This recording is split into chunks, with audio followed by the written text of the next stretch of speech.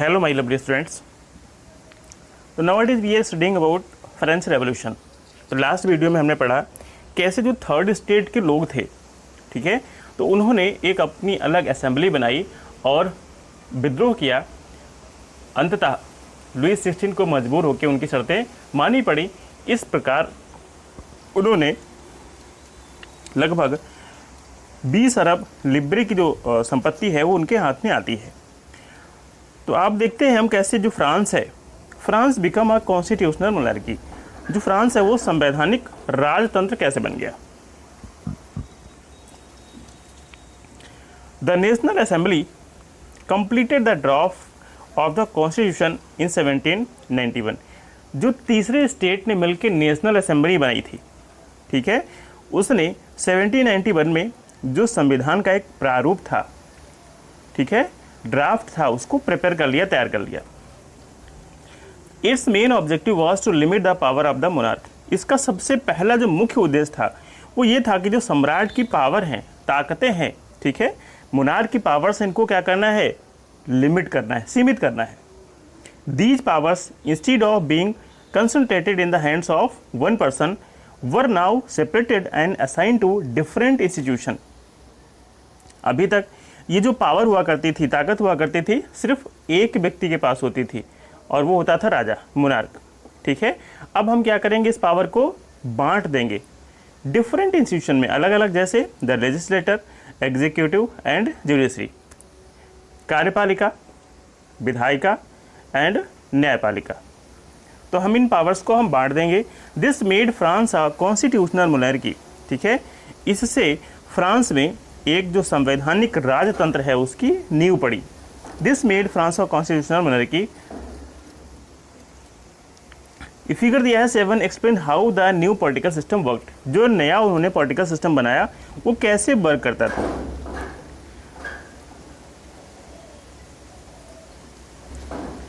ये फिगर दिया है, तो इस फिगर में आप देख सकते हैं कैसे राजा की जो पावर्स थी उनको बांट दिया गया, उसको डिवाइड कर दिया गया। तो इसमें आप देख सकते हैं ये पॉपुलेशन है, जनसंख्या है, ये एक्टिव सिटीजन है जिनको वोट डालने का अधिकार है। Entitled to vote about 4 million of population of 28 million. जो कुल आबादी 28 मिलियन है उसमें से 4 मिलियन आबादी क्या कर सकती है, वोट डाल सकती है। और ये पैसिव सिटीजन है जो वोट नहीं डाल सकते हैं। तो ये क्या करते हैं, वोट डाल के चुनते हैं लोगों को, ठीक है, और फिर ये नेशनल असेंबली में जाते हैं। नेशनल असेंबली का नियंत्रण रहता है राजा के ऊपर, ठीक है, और मिनिस्टर के ऊपर भी रहता है। तो ये सारी जो पावर्स थी उनको अब डिवाइड कर दिया गया, बांट दिया गया। पहले जो पावर्स हुआ करते थे सिर्फ मोनार्क के हाथ में, तो जो नेशनल असेंबली का गठन हुआ उसमें ये पावर सब डिवाइड हो चुकी थी। The constitution of 1791 vested the power to make laws in the national assembly. जो सन 1791 में संविधान बना, ठीक है, तो उसने अब कानून कौन बनाए, तो उस संविधान के कानून बनाने के अधिकार किसको दे दिए गए, नेशनल असेंबली को, ठीक है। संविधान के जो कानून है उसको बनाने का जो राइट है, पावर है, वो किसके पास हो गया, नेशनल असेंबली के पास। विच वाज इनडायरेक्टली इलेक्टेड, जिसको अप्रत्यक्ष रूप से चुना जाता था, ठीक है। नेशनल असेंबली जिसको अप्रत्यक्ष रूप से चुना जाता था, इसको पावर मिले संविधान के कानून बनाने के। That is citizens voted for a group of electors who in turn choose the assembly, ठीक है। तो जैसे नागरिक होते हैं तो एक निर्वाचक समूह का चुनाव करते हैं और फिर वो जो नेशनल असेंबली होती है वहाँ सदस्यों का चुनाव करती है। Not all citizen however had right to vote. अभी भी सभी जो सिटीजन्स होते थे उनको वोट डालने का अधिकार नहीं था, मत का अधिकार नहीं था। Only men above 25 years of age of paid taxes equal to at least 3 days of a labours wages were given to status of active citizen. लिख रहा है कि 25 वर्ष से अधिक जिनकी उम्र हो और जो कम से कम 3 days का जो वैगेज होता है, 3 दिन की मजदूरी होती है, उतना कर चुकाएं, ठीक है, उतना मूल्य चुकाएं और इनकी उम्र 25 वर्ष से अधिक हो, ठीक है, तभी उनको वोट डालने का अधिकार मिलेगा। ठीक है, 25 वर्ष से अधिक उम्र हो और 3 दिन की मजदूरी, सपोज 3 डेज़ की मजदूरी 300 रुपीज़ हो जाती है, तो वो 300 रुपीज़ चुकाएं, उसका मूल्य चुकाने की क्षमता रखें, तभी उनको वोट डालने का अधिकार प्राप्त होता था। द रिमेनिंग मेन और women were classed as passive citizen. बाकी जो शेष महिला पुरुष बचते थे उनको निष्क्रिय नागरिक, ठीक है, मीन्स वोट डालने का अधिकार नहीं प्राप्त था। The qualify as an electoral and then as a member of assembly a man had to belong to the highest bracket of tax payer. और जो निर्वाचक होता था, जिसको चुनना था, उसकी योग्यता प्राप्त करने तथा जो नेशनल असेंबली थी उसका सदस्य बनने के लिए जो लोग टैक्स पे करते हैं, उस टैक्स चुकाने में वो अग्रणी होना चाहिए था। ठीक है, जैसे वर्तमान समय में आपको लोकसभा विधानसभा का सदस्य बनना है तो आपकी उम्र 25 प्लस होनी चाहिए, ठीक है, और भारत का नागरिक होना चाहिए। तो ये सारी इन कंडीशंस के अलावा ये सब शर्तें नहीं हुआ करती थी। तो इसमें कौन सी शर्त है? आपको नेशनल असेंबली का मेंबर बनना है, ठीक है, तो आप सबसे अधिक कर चुकाने वाले व्यक्ति हो, ठीक है, आप सबसे अधिक टैक्स पे करते हो और तभी आपको निर्वाचक की योग्यता प्राप्त हो सकती है।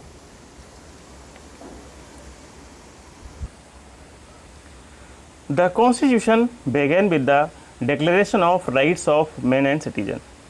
संविधान की शुरुआत नागरिकों के जो अधिकार होते हैं उनके घोषणा पत्र के साथ शुरू हुई। कौन कौन से rights? Rights such as right of life, जीवन का अधिकार, फ्रीडम ऑफ स्पीच, बोलने का अधिकार, फ्रीडम ऑफ ओपिनियन, अपने विचार रखने का अधिकार, इक्वलिटी बिफोर लॉ, कानून के सामने समानता का अधिकार, were establish as natural and inalienable rights that is they belong to each human being by birth and could not be taken away. ये सारे अधिकार उनको जन्मजात मिले हुए हैं और इनसे आप उनको छीन नहीं सकते हैं, ठीक है। तो इसीलिए संविधान की शुरुआत इन्हीं अधिकारों को ध्यान में रखते हुई। It was the duty of the state to protect each citizens natural rights. तो ये प्रत्येक राज्य का कर्तव्य माना जाता था जो नागरिकों के नेचुरल राइट्स हैं, ठीक है, प्राकृतिक या नैसर्गिक राइट्स हैं, अधिकार हैं, उनको सुरक्षित करे, संरक्षित करे। वो जो उसके अधिकार है, राइट्स हैं नेचुरल, वो मिलने ही चाहिए। ये जिम्मेदारी किसकी है? स्टेट्स की है। France abolishes monarchy and become a republic. तो कैसे फ्रांस में जो राजतंत्र था उसका पतन हुआ, एबॉलिशेस हुआ, एंड बिकम अ रिपब्लिक, और कैसे एक गणतंत्र बना। The situation in France continued to be tense during the following years. France की जो स्थिति थी, ठीक है, आने वाले जो साल थे, फॉलोइंग ईयर्स थे, उसमें भी कैसी रही? टेंस, तनावपूर्ण रही। Although Louis 16 had signed the constitution, यद्यपि लुई 16 ने संविधान पे हस्ताक्षर कर दिए थे, साइन कर दिए थे, he entered into secret negotiation with the king of Prussia.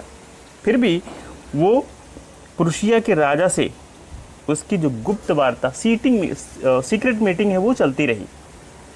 Secret negotiation with the king of Prussia.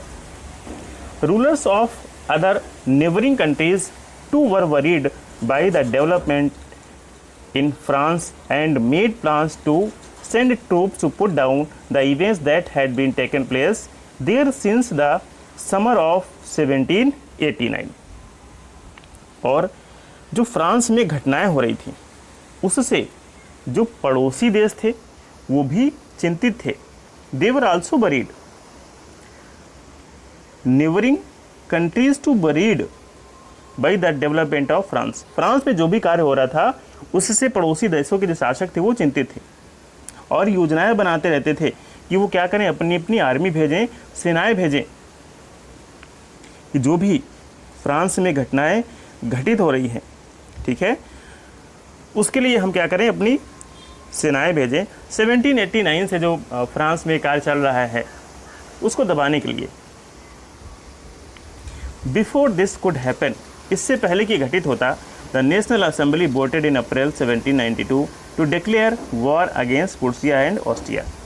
इससे पहले कि ये सब कर पाते, सेना भेज पाते, इससे पहले ही अप्रैल 1792 में नेशनल असेंबली ने प्रूसिया और ऑस्ट्रिया के खिलाफ युद्ध की घोषणा कर दी। Thousand of volunteers thronged from the provinces to join the army। जो हजारों की संख्या में लोग थे, ठीक है, और उनको सेना में भर्ती करने की योजना बना ली गई। They saw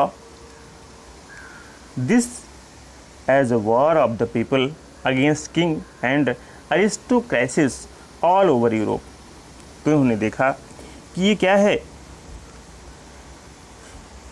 ये जो युद्ध है, ये यूरोप के जो राजा हैं, ठीक है, या जो नोबल पीपल्स है, उनके खिलाफ एक बहुत बड़ा युद्ध है, उनके खिलाफ एक बहुत बड़ी जंग है। किसके खिलाफ? जो एरिस्टोक्रेटस है, ठीक है, राजा हैं, उनके खिलाफ। Among the patriotic song they sang was Marseillaise, composed by the poet Roger de Leslie।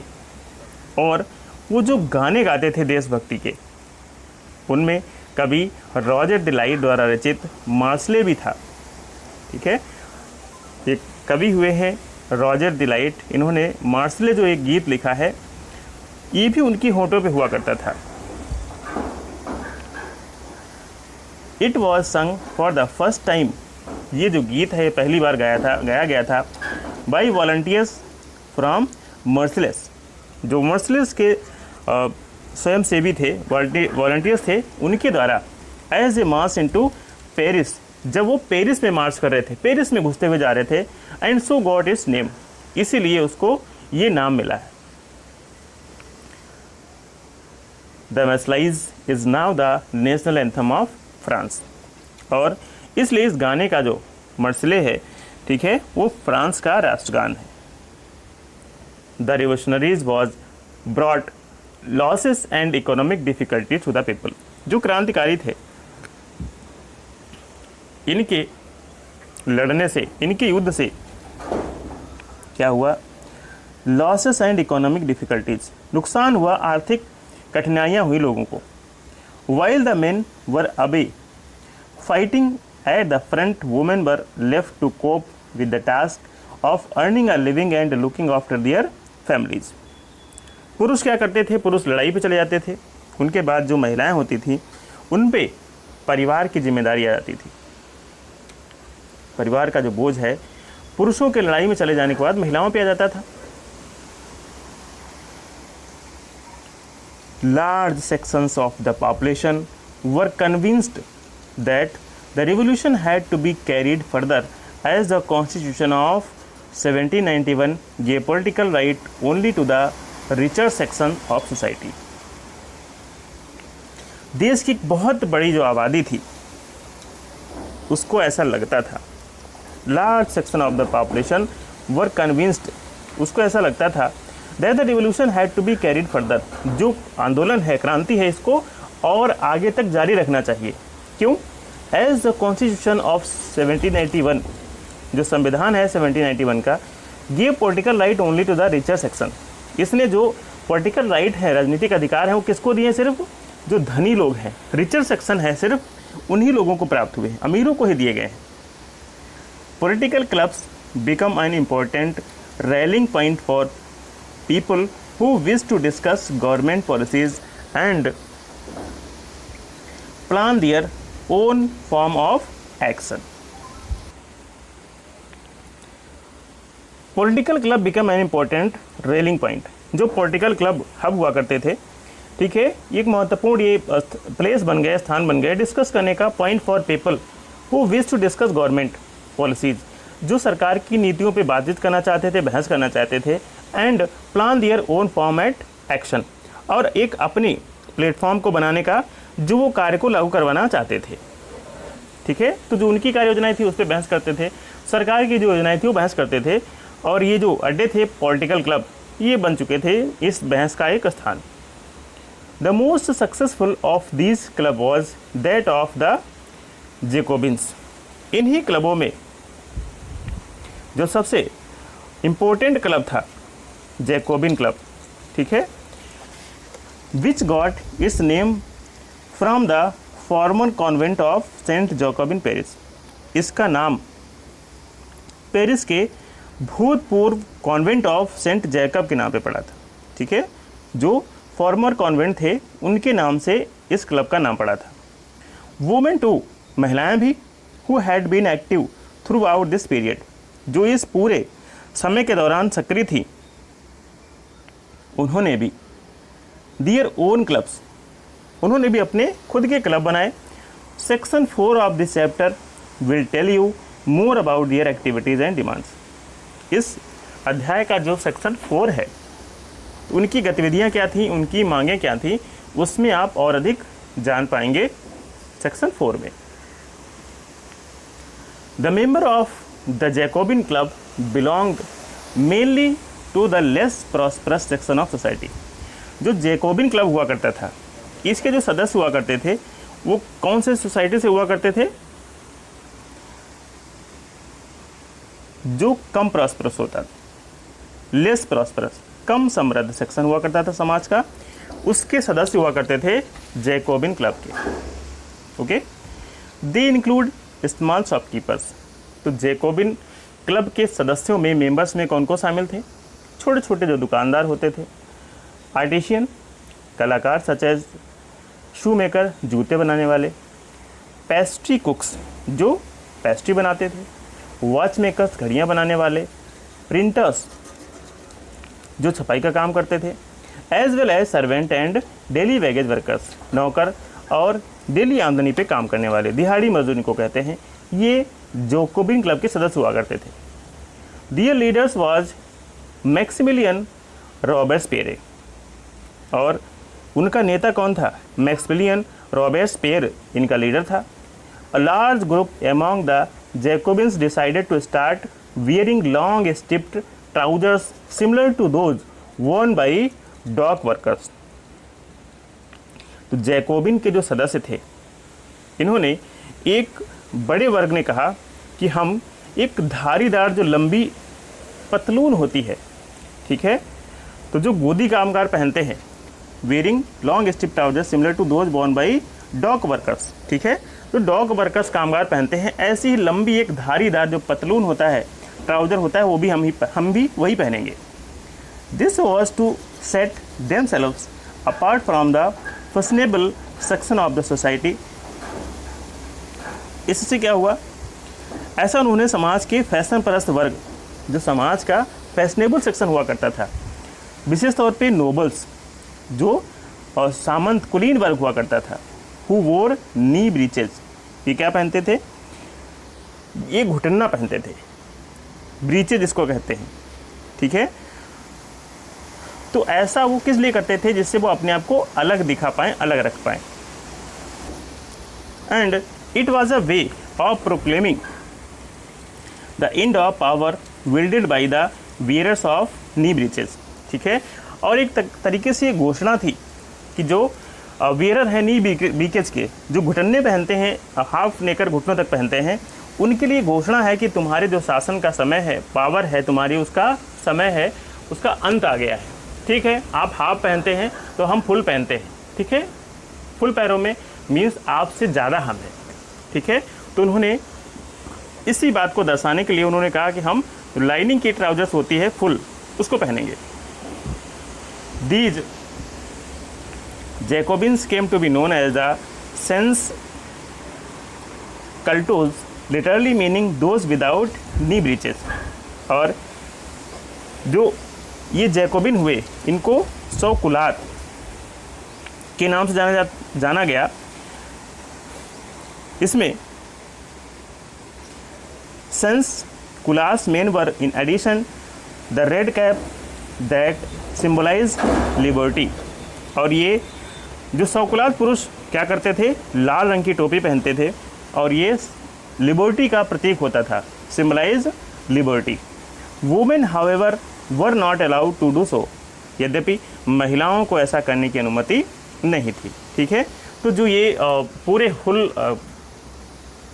Trousers पहनते थे लाइनिंग के, इनको सौकुलात कहा गया। और ये ट्राउजर्स के साथ साथ एक लाल रंग की टोपी पहनते थे और ये टोपी उनकी आज़ादी का प्रतीक मानी जाती थी, सिंबल माना जाता था।